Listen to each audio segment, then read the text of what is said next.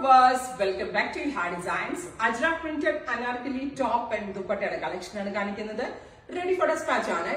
നിങ്ങൾക്ക് online purchase ചെയ്യണമെന്നുണ്ടെങ്കിൽ website purchase ചെയ്ത് ഹെഡ് ഇൻ ഹൗസിൽ നിന്നുള്ളതാണ്.